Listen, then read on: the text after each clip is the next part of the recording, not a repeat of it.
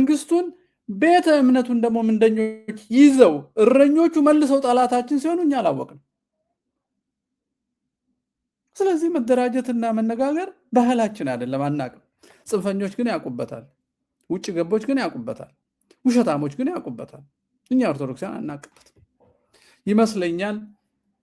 በቤተ መንግስትና በቤተ ክህነት በመልካም እረኞች ተጠብቆ ምንድነው የሚባለው የመቀናጣት ስነ ልቦና ስላሳደገን አሁን የመጣብንን የቤት ውስጥ ጠላት አላወቅንም። የውጭውን ብቻ ነው ስንዋጋ የኖር ነው፣ የውስጡን አላወቅንበትምና የውስጥ ጦርነት አናቅበትም ወዳጄ። ስለዚህ እንደ አዲስ ማሰብ አለብንና ይሄ አዲስ ደግሞ አጠገባችን ካለ ወንድም ጋር ነው ይሄን ስትራቴጂ መወራት ያለበት ብዬ ነው የማስበውና ግን ጥያቄ ትክክል ነው።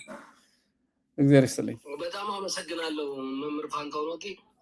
ወደፊት እንግዲህ የትም ሀገር ላይ ብትሆኑ ኢትዮጵያም ከመጣ ያለበትም ሀገር እግዚአብሔር ፈቅዶ እኔም ከመጣሁኝ አገኛለሁ። የዛኔ አንድ የቲክቶክ ላይ የገባሁት ልጅ ነኝ እላለሁ። እድለኛ ነኝ። አንተ ጋር ምንም እውቀት የለኝም። ከአንተ ጋር ሰፊ እውቀት ካለው ሰው ጋር ቁጭ ብሎ እንድነጋገር እግዚአብሔር ስለፈቀደ እድለኛ ነኝ ብዬ አስባለሁ። በጣም አመሰግናለሁ መምህር። ደህና ደርልኝ። እግዚአብሔር ይስጥልኝ ወዳጄ። ያው ቁጭት እንጂ እውቀትንም የለኝም እባክህ። ከዚሁ ከዲግሪ ጥሩ ደስ የሚል ነገር ነው ቁጭት። እግዚአብሔር ይክፈል እንግዲህ ድካምን ይቁጠርልን። አሜን አሜን አሜን አሜን። እግዚአብሔር ነፃ ያውጣት ኢትዮጵያንና ቤተክርስቲያናችንን። አሜን። መልካም ጊዜ፣ መልካም ምሽት። አሜን። እሺ ሌሎቻችሁ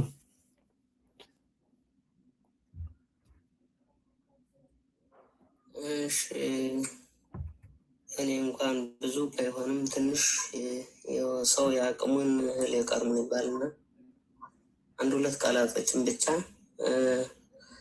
ለአባታችን እሷን ብቻ መናገር ነው የምፈልግ። እሺ ጌታዬ። የምናገረው አሁን ባለው ጭፍንነት በተሞላበት የሰው ልጅ ርኅራኄ የሌለው ዝም ብሎ የራሱን ዜጋና የራሱን ብሔር በጨካኝነት ማንኛውም አረመኔ ማንኛውም ሰይጣናዊ በማያደርገው ነገር በሚያደርገው እያለቀ ባለበት ሰዓት በስጋችን ብንሞት እንኳን በነፍሳችን እንዳንሞት በነፍሳችን ጨምረን እንዳንጎዳ እናንተንን በፊታችን ላስቀምጠልን መድኃኔዓለም ክብር ምስጋና ይድረሰው። አሜን። ወንድም 24 ሰዓቱን በደንብ እናንተ እኔ ምንም አይነት አይደለም በእኔ ቃል እናንተ ልትከበሩ ቆይ ኧረ ሞገስ ስራ ሲተው አንቺን ተውሽ እንዴ?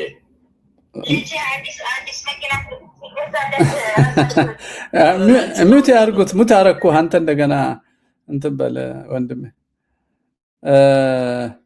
ወገኔ አላወቀም። አንሚት አርግና ራስህን ሚት አረኩ መሰለኝ።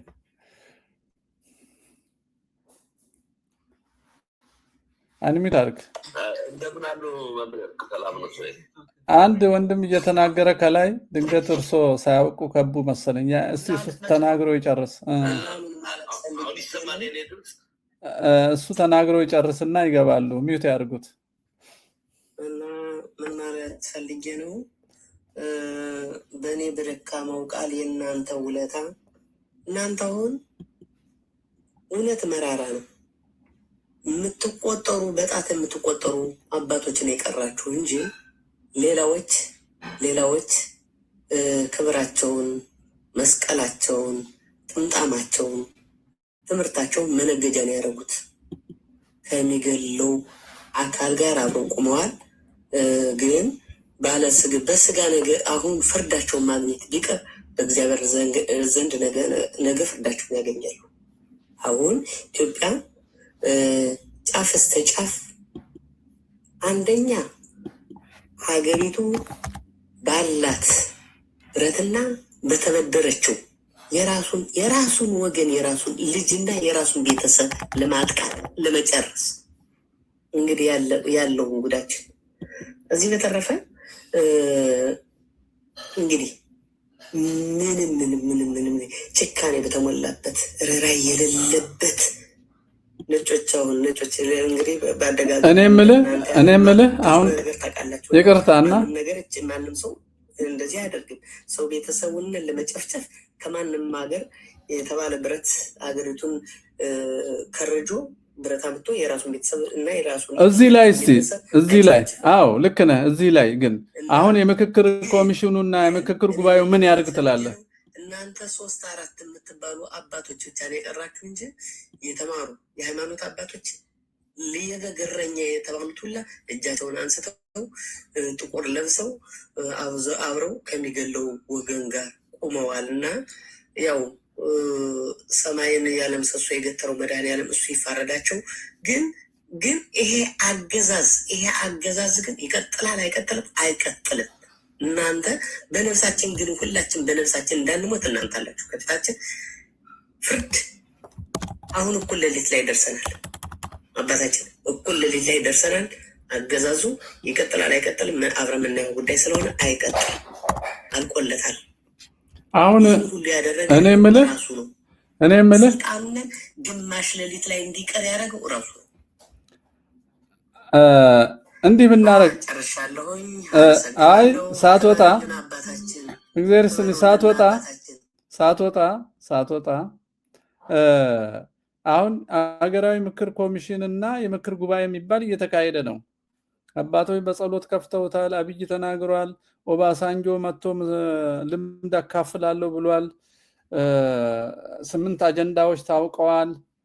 ከዛ አንፃር እኛ የምንገፋው የምንገደለው የምንሳደደው በታሪክ የተለሸነው 50 ዓመት የተሰራብን እኛን የሚመለከት አጀንዳ እዛ 8ቱ መሃል አለ ወይ? ከዛ ምክክር ምን ተስፋ አለን የሚል ነው ጥያቄው። እሺ አሁን ለምሳሌ ሌባውም ሌባ ቢሰርቀው ምን በደነቀው ይባላል። እራሳቸው እኮ ናቸው ከፊት ያለውም ቢሆን መሀል ላይ በመካከል ላይ ያለውም ይሁን እታች ያለውም ቢሆን የተሳሳቡት ራሳቸው ናቸው። ገዳይም አስገዳይም ፕላን ያደረገም እነዚህ ራሳቸው ስለሆኑ ለምሳሌ እውር ተውር ተያይዞ ገደላሉ። እውሩን እውር እንዴት ምራኝ ይለዋል። ገዳዩን ገዳይ እንወያይ ቢል ራሳቸው ይወያዩ። እንዴት እንደሚያመልጡ እንዴት እንደሚያሸንፉ ራሳቸው ይወያዩ። የሚሞተው ማህበረሰብ እዚህ ላይ እጁ የለበትም። ከ4000 ሰው በላይ ከዓለም ተሰብስቦ በጣት አሁን እኮ የሃይማኖት አባት አለ ቄስ አለ ብሎ የሚሳለም ሰው እኮ አሁን የሚሳለም ሰው እኮ አሁን ሰው እኮ ክርስቲያን የሆነው ክርስቲያን ነው። መድኃኒዓለም ኢየሱስ ክርስቶስን ክርስቲያኑ ያምናል። አሁን ግን የተባሉትን ይፈተው ያሉናል የተባሉትን የክርስቶስን ስልጣን የተቀበሉ በመስቀል የሚባርኩ እነሱ የፈቱት ከሰማይ የተፈታ እንደሆነ የሚባሉት እኮ እነሱ ሁላ እኮ ህዝቡ እኮ አውግዟቸዋል፣ ተቷቸዋል። እነሱ ምንም ነገር የክርስቶስ የተጠመቀ ሁሉ በክርስቶስ መስቀል የተጠመቀ ሁሉ እነሱ እረኛው ነው ያጠመቁት። የእነሱ እረኛ በሙሉ ጸጥ ሲል እነሱ ሀገዳው ጋር ያጠመቁትን ማህበረሰብ አጥምቀን እናድነዋለን ያሉትን ማህበረሰብ እነሱ ሀገዳይ ጋር ቆመው ራሳቸው ለምን አጠመቁት? ለምሳሌ ቢጠየቁ ለምን አጠመቁት? እንዲድን ነው ያጠመቁት። ደግሞ እንዲድን